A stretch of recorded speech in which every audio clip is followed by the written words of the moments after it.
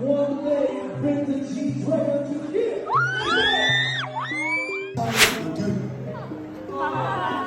Isn't that the countries are dangerous? Fuck you all!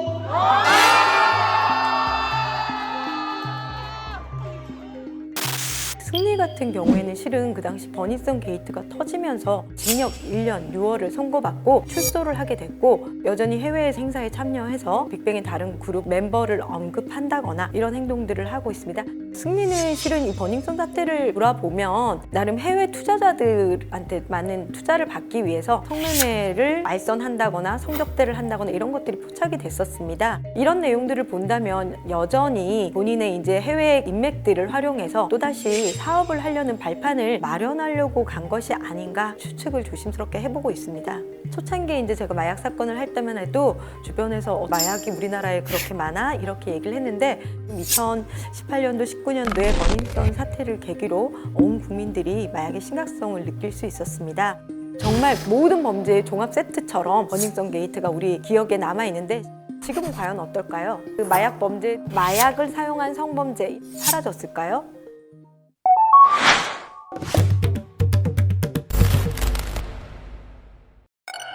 버닝썬 사태가 2018년 11월 달에 발발을 했죠. 승리와 정준영과 같이 일부 연예인들이 단톡방에서 여성들을 성폭행을 하고 몰래 동영상을 찍고 또 여성들에게 몰래 마약을 투약시켜서 성폭력까지 벌어진다는 게 이제 수면 위에 떠올랐고, 실제로 이런 사실이 어느 정도 밝혀져서 국민들에게 충격을 주게 된 것이죠. 그 버닝썬 게이트를 통해서 발견된 게 GHB라는 마약류 중에 향정신성 의약품입니다. 실제로 우리가 약물 성범죄에 대표적으로 사용되는 약물은 GHB, 케타민, 로이프롤, 이게 대표적인 세 가지 약물인데요. 케타민이나 이런 것들은 최대 5일에서 일주일까지는 남거든요. 그렇기 때문에 조금 고민을 하고 갔다 하더라도 그래도 이제 몸에서 확인이 되거든요. GHB라는 그 물질은 기본적으로 몸에서 한번 흡수가 되면 12시간 안에 빠져나가기 때문에 정말 신속하게 의식을 찾자마자 가더라도 범죄를 밝히기가 쉽지가 않습니다. 그리고 이것은 통상적으로 무색무취 무미예요. 그렇기 때문에 음료나 술에 몰래 탔을 때 먹는 사람들은 전혀 알지 못합니다. 그리고 블랙아웃이 되거든요. 깼을 때는 기억이 안 나는 거예요. 그럼에도 불구하고 블랙아웃에는 행동들이 너무나 아무렇지도 않게 정상적으로 보였기 때문에 이런 것들을 성폭행에 이용한 것이죠.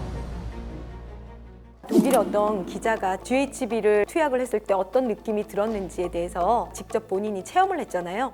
정말로 시키는 대로 다 합니다.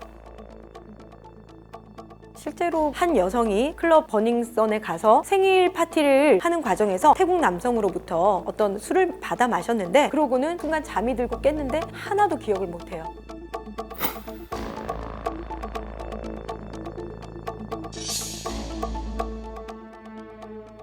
성폭행을 당한 것을 신고를 했지만 이 사람은 조사를 받고 바로 출국을 해버렸습니다.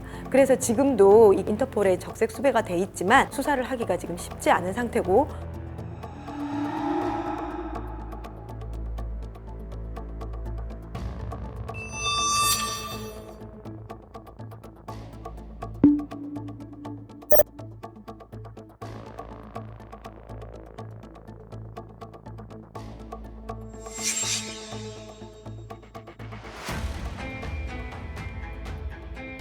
실제로 클럽은 일단은 들어가는 데 있어서부터 어느 정도 나름 자신들이 원하는 사람들을 들여보내려고 하죠. 폐쇄적인 공간이다 보니까 그들만의 룰을 만들어서 자신들의 규율에 맞지 않는 사람은 내쫓기도 하고, 물론 돈 많은 사람들은 나이와 외모 이런 것들에 대해서 전혀 차별을 두지 않지만 일반인들이 왔을 때는 어떤 차림이나 이런 것들에 대해서 제지를 하게 되고, 많은 남자 손님들을 유치해서 돈을 쓰도록 해야 되기 때문에 여성들에 대해서는 좀 더 배려를 하고 있는 것으로 보여요. 그러다 보니까 또 일반 여성들이 상품으로서 여겨지기도 하고, 접대를 해서 돈 많은 사람들이 쓰게 해야 되기 때문에 은밀한 방을 만들어서 그 자리에서 마음에 든다고 한다면 여성들을 들여보내서 같이 즐기도록 하고, 그런데 그 여성들이 원하지 않는다고 나가버린다거나 이러면 그 남성들한테 반감을 갖게 하기 때문에 클럽 자체에서는 그런 여성들이 그 남자들한테 좀 순응하도록 하기 위해서 기억도 못하고 성폭행을 하기에 적당한 상황들을 만들기 위해서 GHB라는 소위 말하는 물뽕,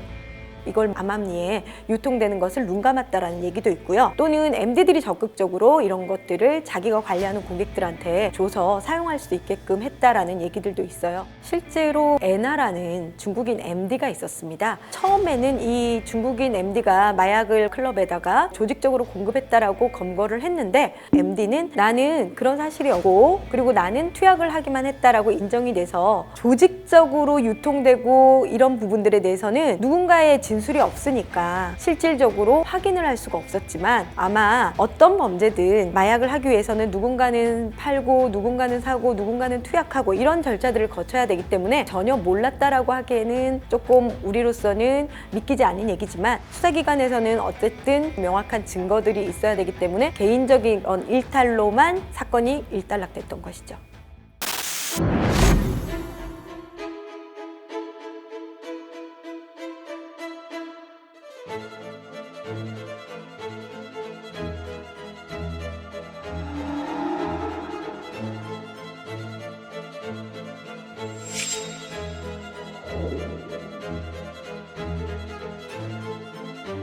실제로 GHB라는 것들은 일반인들은 알지 못하지만 성범죄를 일으키기 위해서 사용되는 약물로 알려졌던 것이거든요.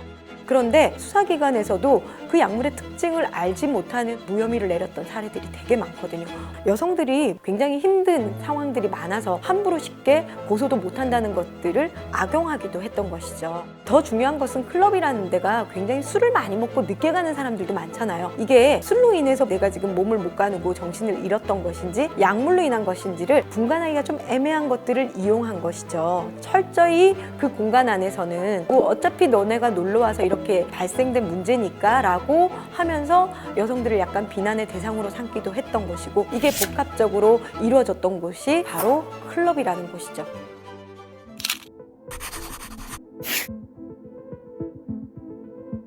심리가 XX 같은 한국법, 그래서 사랑한다 라고 해서 이 문장이 단톡방에서 확인이 됐습니다. 그 당시 그럼 과연 법은 어떻게 적용이 되었을까요? 그래서 어떤 맥락으로 그랬는지는 정확하게 알진 못하지만 최종 같은 경우에는 그 단톡방을 보면 어떤 경찰 고위층과 연락이 돼서 본인이 음주운전을 해서 걸렸을 때 빠져나가기도 하고 뭐 이런 것들까지도 내용이 나오거든요. 그래서 어느 정도 권력을 가지고 있으면 좀 빠져나갈 수 있는 이런 한국 사회를 빗대어서 얘기를 한 게 아닌가 싶긴 해요. 실제적으로 약물을 이용한 성범죄에 대해서는 이전에는 그런 것들에 대해서 인식이 좀 많이 수사기관에서도 부족했고 법원에서도 법률에 따로 약물을 이용한 성범죄에 대해서 달리 규정하는 게 없었기 때문에 굉장히 또 엄하게 처벌받아야 되는 부분들이 그러지 못했다는 거.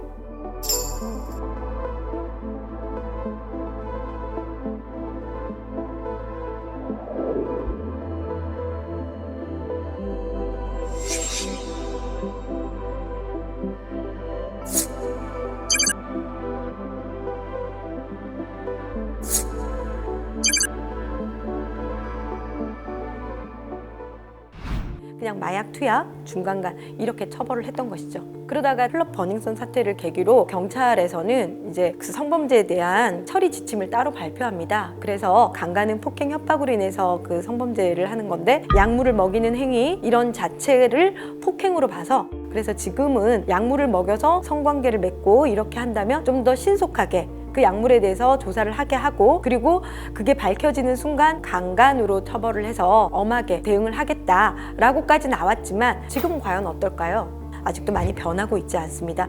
약물로 인한 그 성범죄가 발생했더라도 GHB 같은 경우에는 실제로 처벌까지 받은 사례는 지금 없습니다.